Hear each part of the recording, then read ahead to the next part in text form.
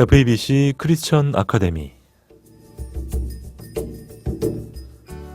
FABC 크리스천 아카데미 이 시간은 기독교적 가치관으로 세상과 세상 학문을 바라보는 시간입니다. 오늘은 황수경 유외과의원, 황수경 원장님의 강좌를 보내드립니다.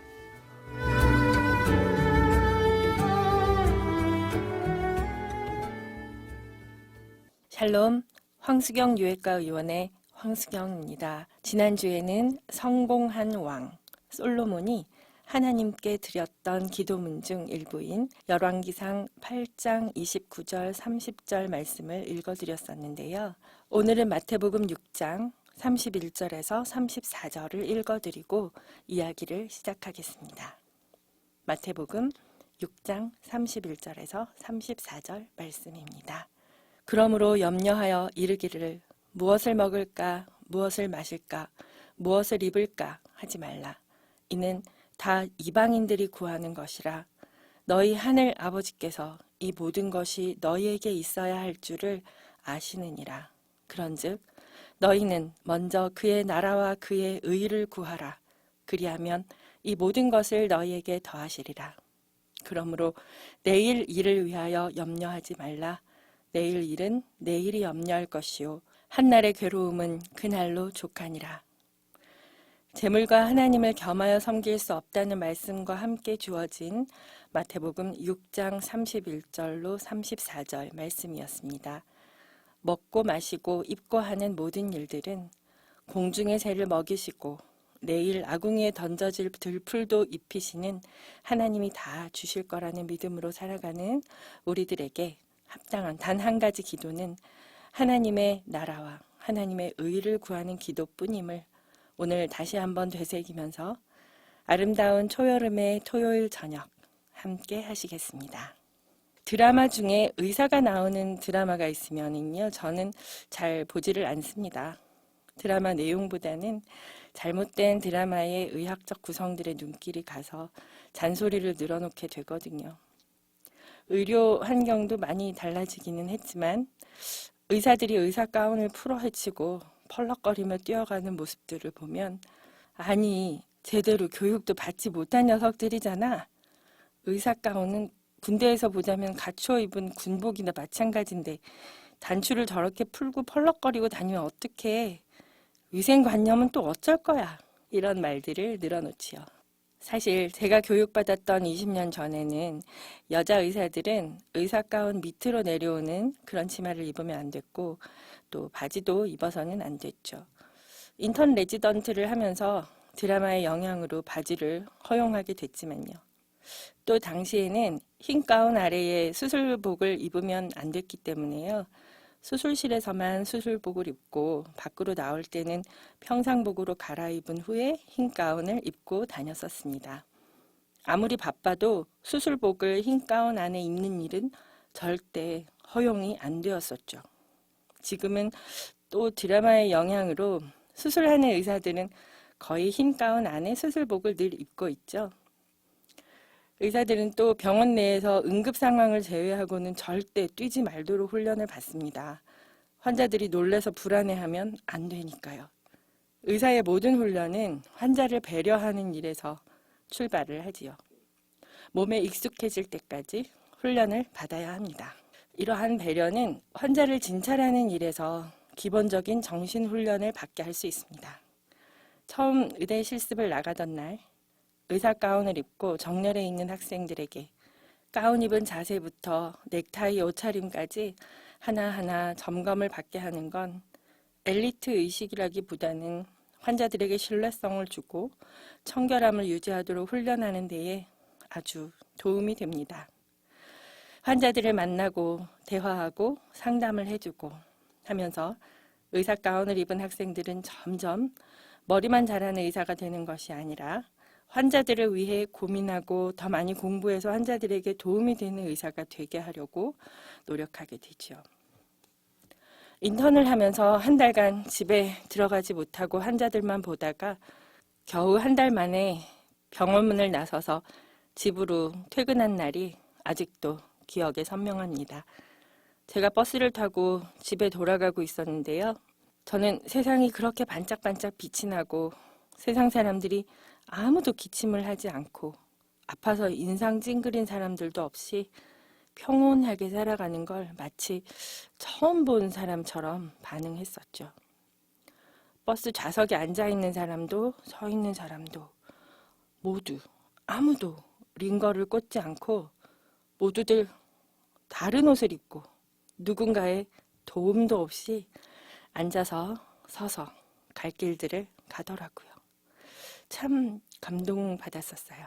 병원에서 걱정과 아픔에 신음하는 사람들을 24시간 마주하고 있는 상황에서 밝게 생활하기는 쉽지 않았던 것 같아요.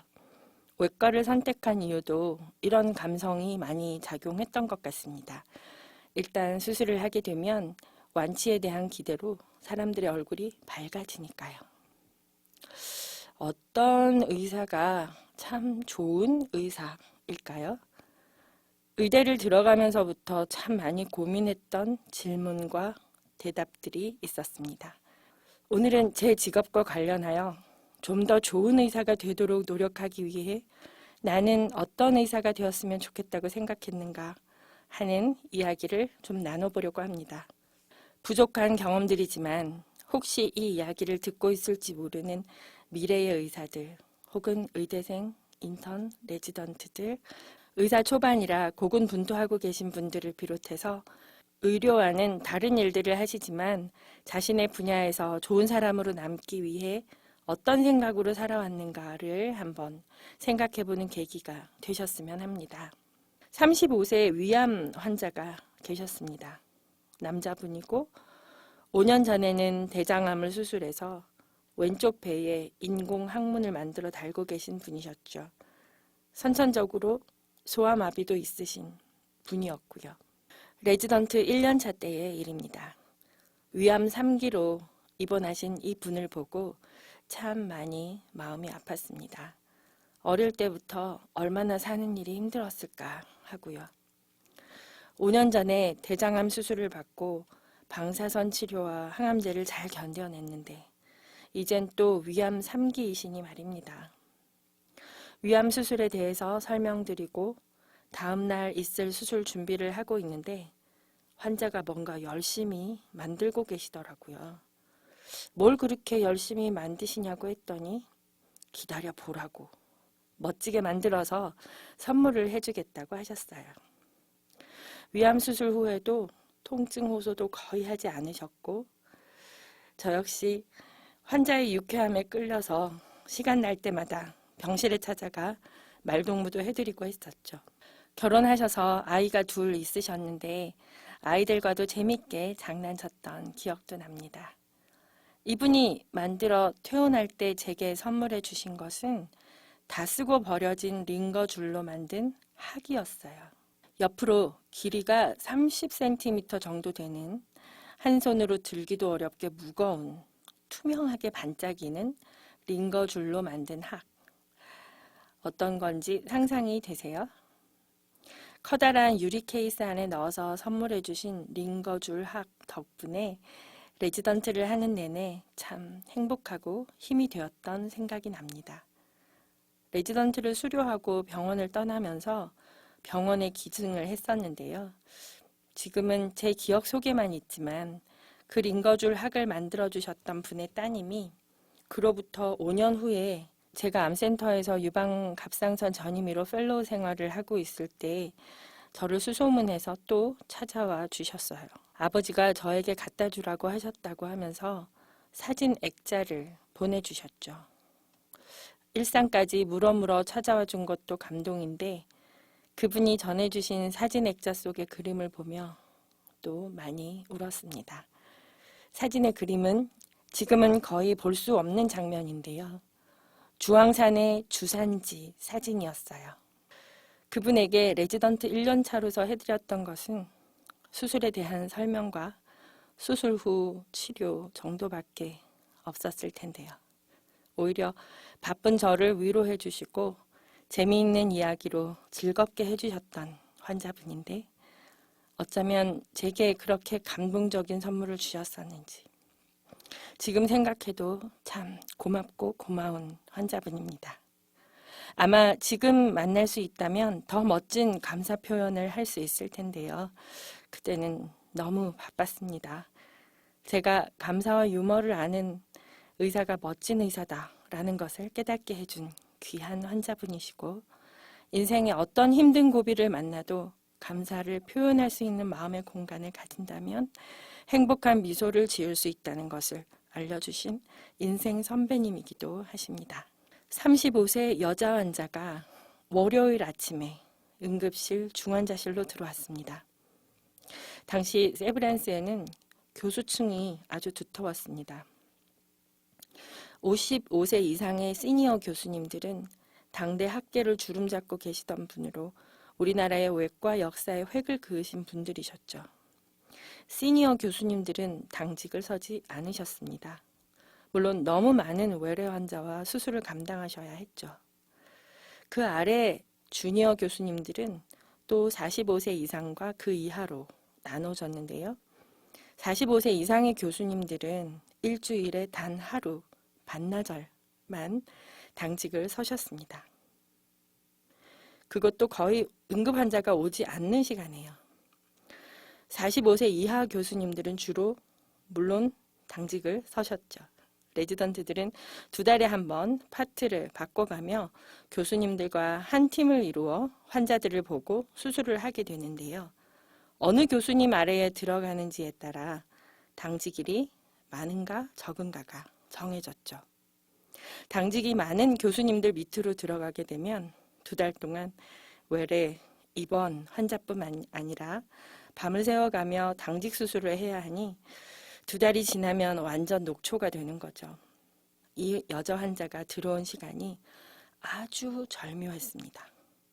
세브란스 교수님들은 물론 다들 수술을 잘 하시지만 당시 제가 맡은 파티의 교수님은 식도와 위암 전문이셨는데요.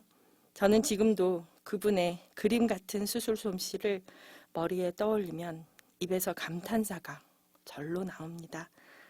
피 한 방울 내지 않고 식도를 목에서 배에서 잘라서 대장을 연결하고 수술하는 그 아름다운 수술 장면들을 말이죠. 암튼 이렇게 수술을 잘하는 파트이고 45세 이상의 시니어 교수님 파트에서 2달간 일하게 되어서 저는 아주 행복하게 일할 거라고 생각하던 그 2달 텀의 첫 월요일 아침이었습니다. 김충배 교수님은 월요일 오전 딱 4시간만 당직 콜을 받으셨는데요. 그 시간에 이 환자가 온 겁니다. 35세 여자 환자로 25일간 복통을 호소하다가 쓰러져서 왔다고 합니다. 정신분열증으로 20년간 약을 먹고 집에서 격리되어 노모와 함께 살고 있던 분으로 사회생활을 전혀 할 수 없이 지낸 지 5년이 넘었다고 했습니다.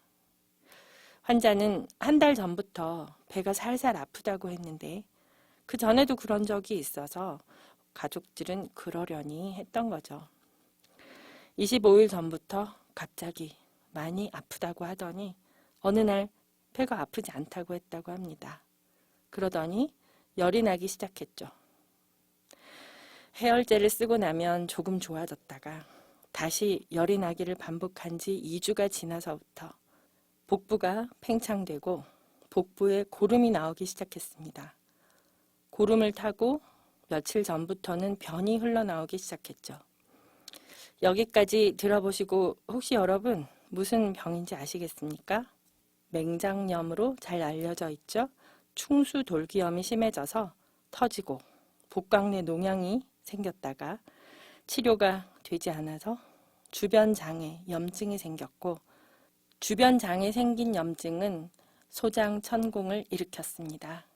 소장에 구멍이 나서 먹은 음식들이 대변으로 소화되어 흘러나왔는데 그것이 복강 내에 고여 있다가 복벽을 녹이고 복부의 근육을 녹이고 피부까지 녹여서 피부 밖으로 대변이 흘러나오게 된 거죠.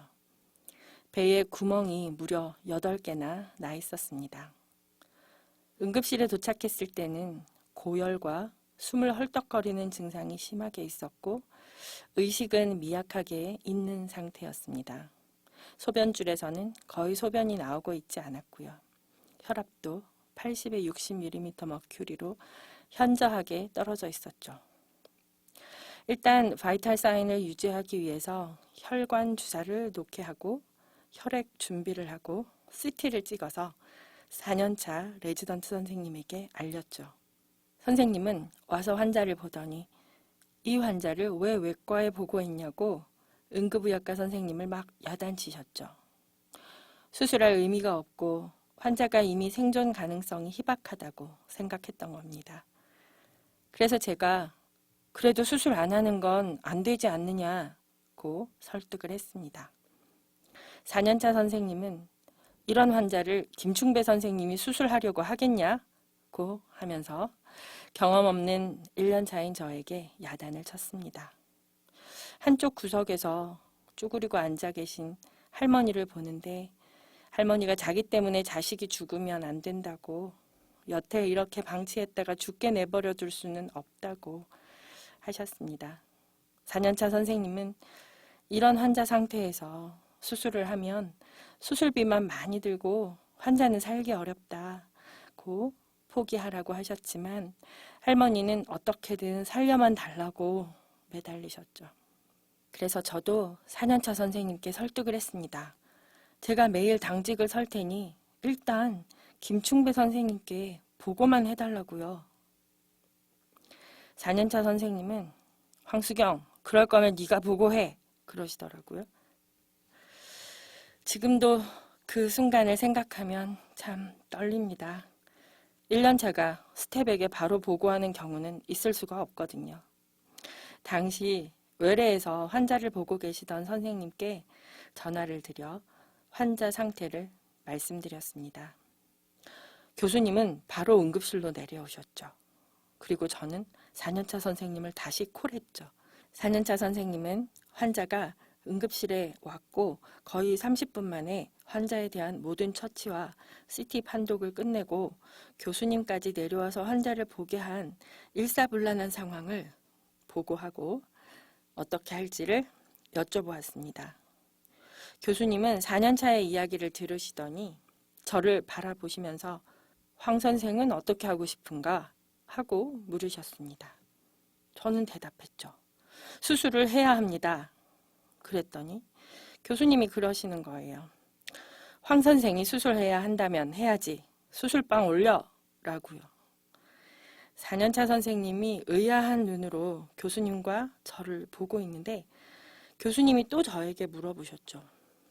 왜 수술해야 된다고 생각하는가? 제 대답은 너무 젊어서요. 35세밖에 안 됐습니다. 맹장염으로 죽게 할 수는 없습니다. 수혈할 혈액이 도착하고 수술방으로 향하면서 저는 이 환자를 반드시 살리겠다고 기도하고 또 기도했습니다. 수술방에 도착해서 배를 열었는데 뱃속은 바깥보다 훨씬 더 상황이 심각했습니다. 아마 지금까지도 그랬고 앞으로도 못 볼 염증의 마지막 단계의 환자인 것으로 생각됩니다. 사포니피케이션, 비누화 현상이 이미 진행되어 뱃속의 모든 장이 한 덩어리로 비누처럼 들러붙어 있었죠. 장이 들러붙어서 한 덩어리가 되어 있는 그 장을 김충배 교수님이 하나하나 살려내며 수술했을 때 그 꽃처럼 피어나던 장의 모습. 이런 이야기를 라디오 방송으로 하고 있으니 왠지 제가 좀 엽기적인 사람으로 생각될 수도 있겠습니다만 저는 연신 감탄사를 흘려내며 교수님의 수술을 도왔습니다. 장장 5시간에 걸쳐 진행된 수술을 환자가 잘 참아 주었습니다. 한 번도 혈압이 떨어지거나 심장이 멈추지 않았고 전신 마취와 수술은 잘 진행되었고요. 중환자실로 옮긴 후에 4년차 선생님은 손을 털고 떠나며 제 어깨를 툭툭 두드리며 이렇게 말했죠. 황수경, 이제 네 책임이야. 알아서 잘해봐. 이 4년차 선생님이 왠지 삭막해 보이고 인감이 없어 보이고 그러시죠? 아닙니다. 너무너무 좋은 분이시거든요.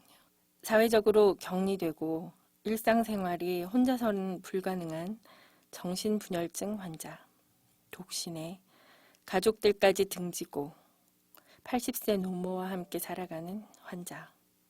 폐혈증으로 샥이 온 상태의 사망률 90%의 환자를 수술할 이유가 없다고 생각했을 수 있습니다. 철없고 경험 부족에 감상만 넘치는 1년차가 아니었다면 수술실로 올려졌을 리가 없고, 또 세브란스 최고의 외과 의사인 김충배 선생님이 아니셨다면 절대 가망 없는 수술이었습니다. 이 35세의 환자는 무려 6개월간 중환자실과 입원실을 왔다 갔다 하며 치료를 받았고, 오랜 항생제 치료로 청력은 잃었지만 무사히 퇴원할 수 있었습니다. 아직도 생각납니다. 복도 끝에서부터 저를 알아보고 한달음에 휠체어를 끌고 환자를 태우고 달려오시던 할머니의 모습이요. 허리가 기역자로 구부러지신 백발의 할머니는 나이 들어 낳은 환자가 정신분열증인 것도 할머니 탓, 그렇게 오래 아팠어도 맹장염이라고 의심 못했던 것도 할머니 탓이라며 자식을 위해 헌신적으로 간병을 하셨었죠. 환하게 웃던 그 환자의 이쁜 얼굴도 잊을 수가 없습니다. 외과 의사를 선택했던 것을 너무나 행복하게 생각했던 순간들입니다. 물론 저는 다른 과 의사는 해본 적이 없어서 외과 의사에 대해서 이렇게 말하지만, 다른 과의 선생님들 역시 참으로 헌신적으로 의사 일을 하시지요. 환자에게 절대 필요가 되는 사람들, 의료진으로서의 보람을 느끼는 것을 환자의 병이 낫는 것에서 보지 않으면 어디서 찾겠습니까? 좋은 의사가 되는 것, 이럴 때 보면 환자의 생명을 최우선으로 여기고 끝까지 포기하지 않는 것이 기본적으로 좋은 의사가 되는 방법이지 않을까 생각합니다. 35세 남자 환자가 있었습니다. 어느 날부터 목에 뭔가가 걸려서 음식을 삼켜도, 물을 삼켜도 잘 넘어가지가 않고 불편하다고 호소하는 환자가 왔습니다. 외래에서 위식도 내시경을 시행했습니다. 내시경에서 보인 것은 식도 중간 부분에 위치한 악성 흑색종, 희귀한 병이지만 또 식도에 있는 것으로는 더욱 희귀한 병이었습니다. 크기는 3.5cm로 크지 않았지만 위치가 좋지 않았죠. 식도의 하부 3분의 2 위치에 있으면 그나마 수술이 쉬운데, 이 경우 식도를 잘라내기 위해 배 쪽으로도 접근해야 하는 경우라서 배와 목에서 각각 열어서 폐 쪽에서 림프절 수술까지 같이 해야 하는 아주 고난도의 수술입니다. 수술은 성공적이었습니다. 환자도 잘 회복되었고요. 그런데 보호자가 문제였습니다. 이 35세 남자는 결혼하여 아이가 한 명 있고 사업적으로도 꽤 성공을 하여 단란한 가정을 이룬 사람이었는데요. 정말 인형같이 이쁘게 생긴 아내가 입원을 한 날부터 연일 울기만 했습니다. 수술을 결정하고 수술에 대한 동의서를 받으러 가서 수술과 병의 경과에 대해서 설명을 하고 사인을 받아서 나오는데, 환자의 아내분이 저를 따라 나왔습니다. 선생님, 저는 어떻게 해야 하나요? 너무 무서워요. 눈물밖에 나오지 않습니다. 라고 말했습니다. 당시 저도 레지던트 1년차 27살밖에 되지 않은 사람이라 그다지 해줄 말이 없었고, 악성 흑색종이 물론 상피세포가 있는 곳 어디서나 생길 수 있는 암이었지만 수술 외에도 걱정되는 것이 많아서 논문도 찾아봐야 하고 할 일이 많았는데, 막상 환자, 보호자의 눈물 어린 얼굴을 보니 외면할 수가 없었습니다. 그래서 한마디 했습니다.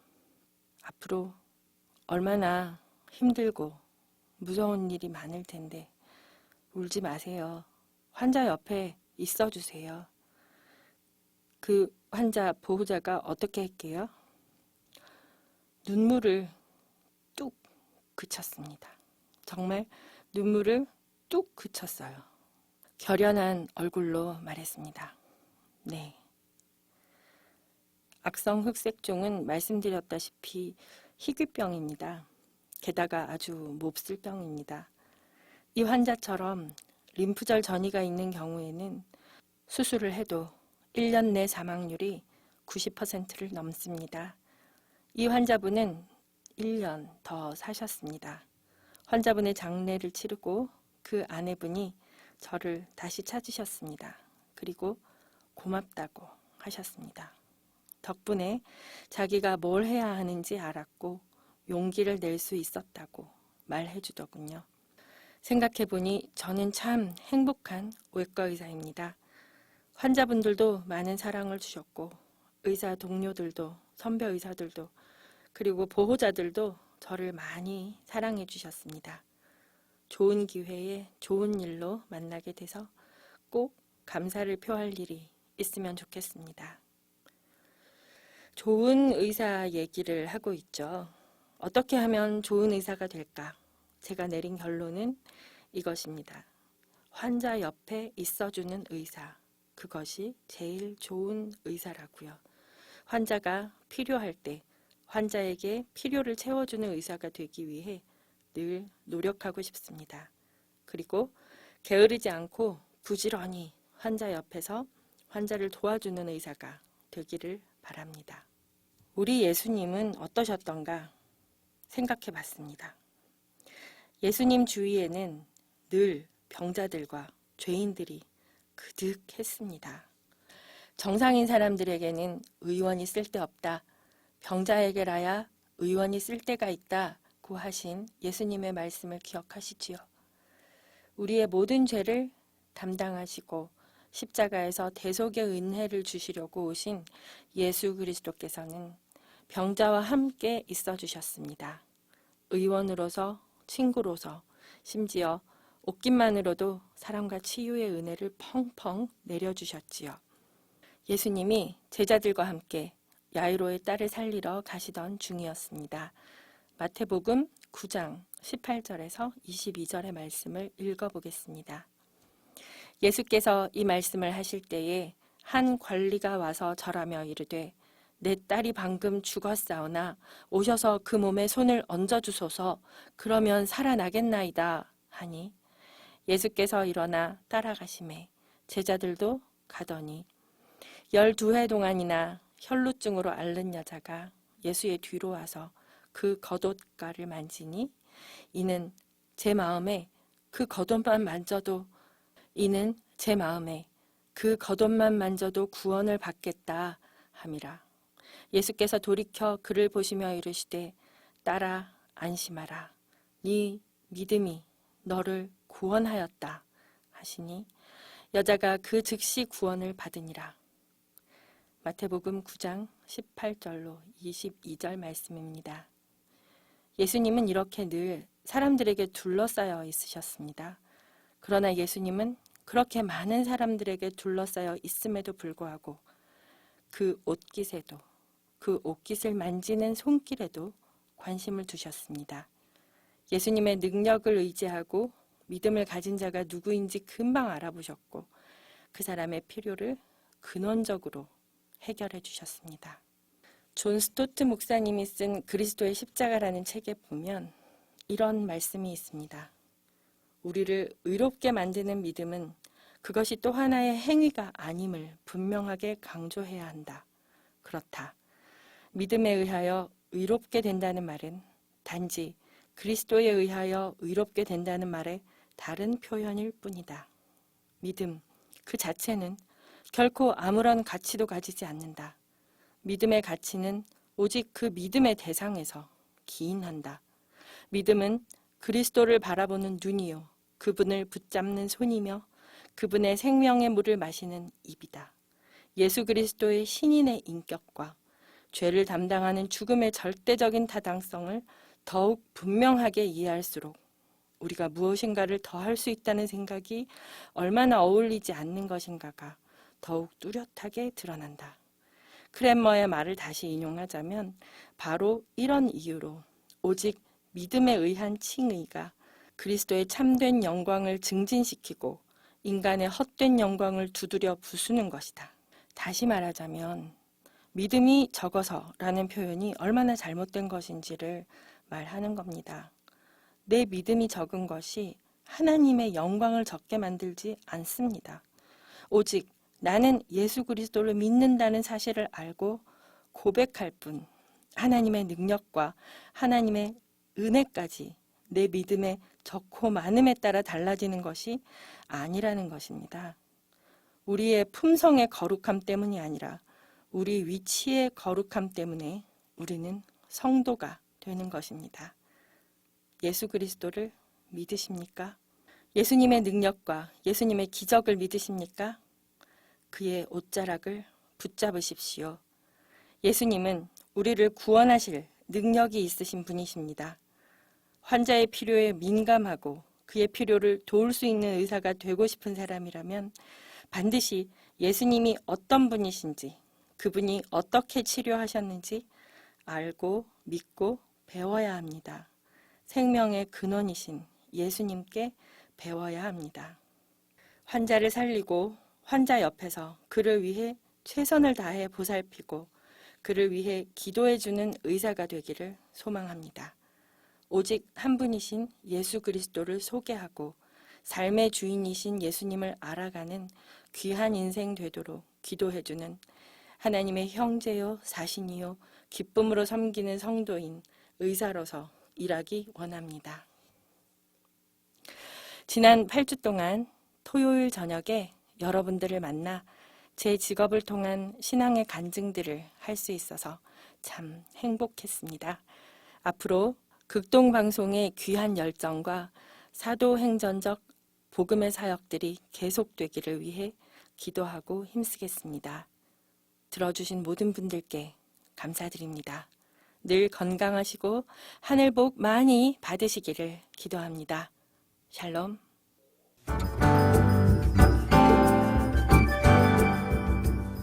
FEBC 크리스천 아카데미, 지금까지 외과 전문의 황수경 원장님의 강좌를 보내드렸습니다.